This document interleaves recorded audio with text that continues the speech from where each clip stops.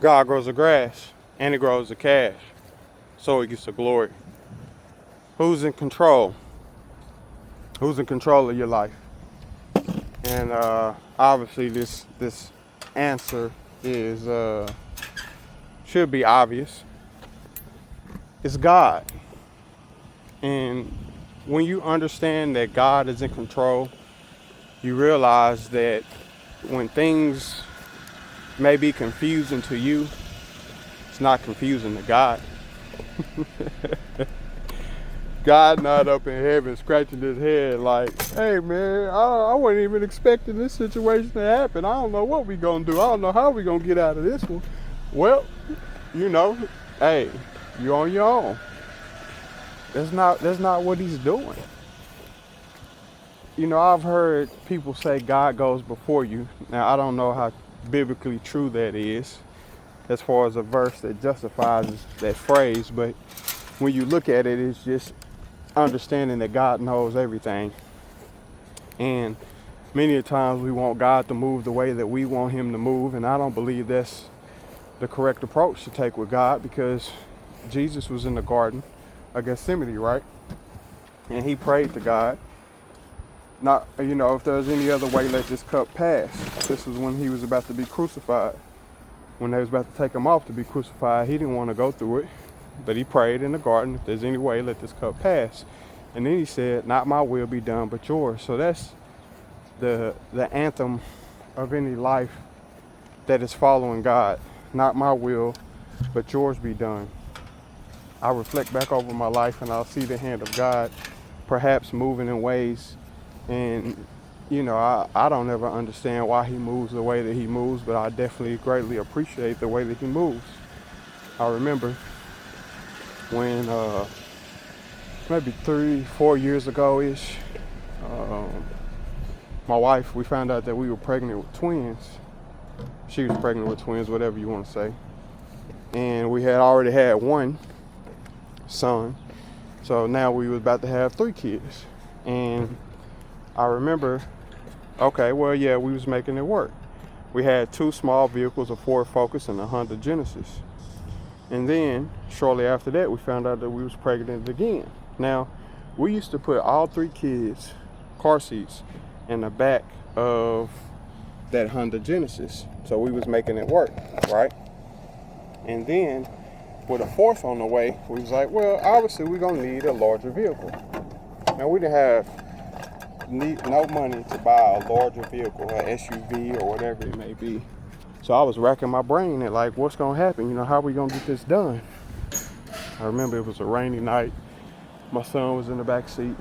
We was driving down the road. There was an ambulance fire truck in front of us on the opposite side.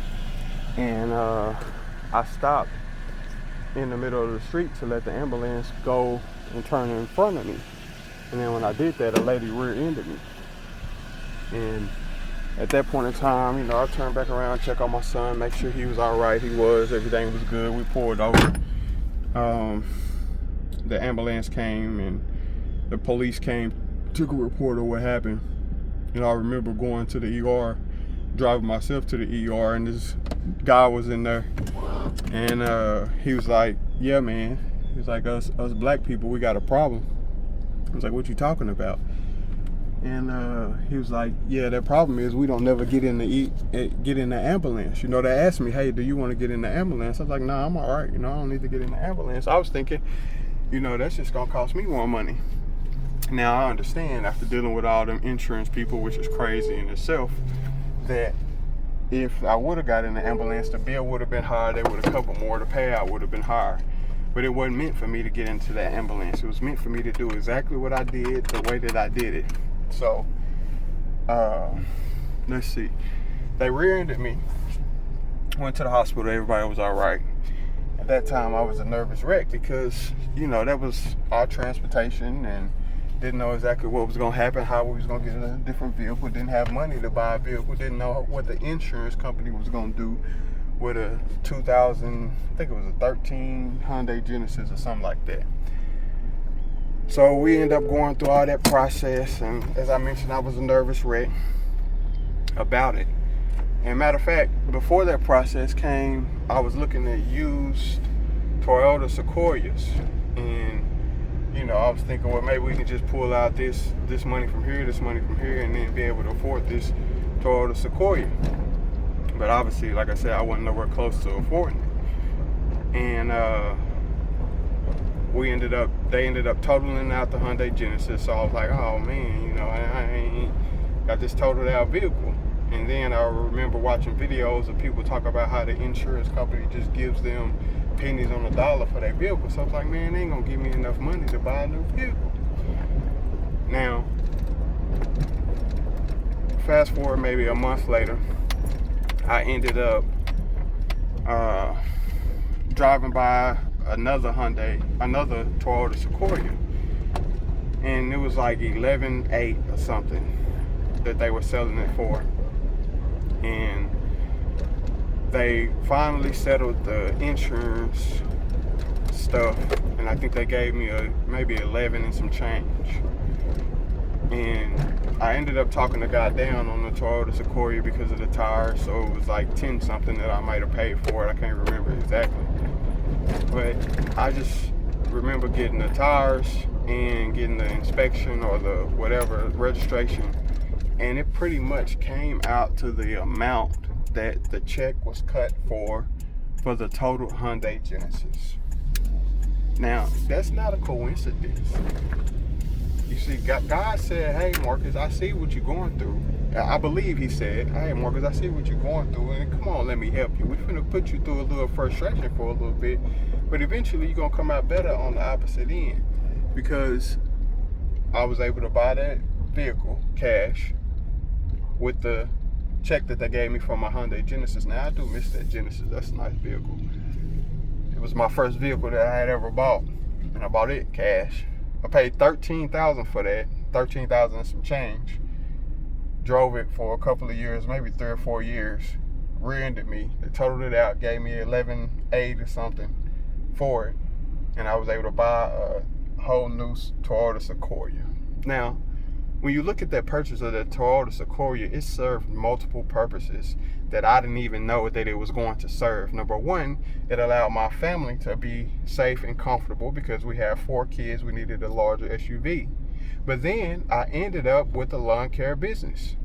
Now, obviously, God understands everything that's going to happen. So with that lawn care business, I said, you know what? I started off with a Pushmore, putting it in the back of our Ford Focus. After that, my homeboy had a Skag for sale. I bought that for $500. But now I got this big Rodmore with no trailer. Lo and behold, my friend had a trailer he wasn't using. He let me use it. Now I have a Toyota Sequoia that's able to pull the trailer. Now, you mean to tell me all this happened in a way that I don't understand it, but at the same time, it met the needs that I had before I even understood that I had the needs that needed to be met? So then, let's see. I remember pulling around the truck with the Toyota Sequoia and saying, hey, my wife obviously is going to need this vehicle because she's, moving and taking the kids to different places, but every time I got the Sequoia, she can't go nowhere. So I said, yeah, man, I need a truck. I called up a friend. He was a wholesaler or whole buyer, whatever you want to call him. He buys those vehicles from auctions or something like that, and he was looking for vehicles, and I think he was trying to find something for about $8,000. I didn't even have $8,000 to buy anything at that time either. And then my mother-in-law's sister had this Nissan that she didn't drive anymore, and then I gave her $500 for it, and that's what I'm driving today to get around and mow the yard. So, I mean, God is in control, man, and I'm not saying that it's always going to work out the exact way that you want it to work out or the way that you think it's going to work out, and really it's probably best that it doesn't, because if I ask my children what they want to eat for most nights, it's not going to be something that's nutritional. If I ask them what they want for snacks, they're probably going to choose candy and ask me for candy. But me being the wise adult guardian over them knows that they don't need that. And I'm going to provide them with something that's better for them, even when they don't see it. And I ultimately believe that that's what God does. There's going to be some difficult stuff that come up, but I believe that even when God's in control, whatever he's doing, even if I don't understand, it's what needs to be done. And I pray for the heart posture to move forward and still serve him.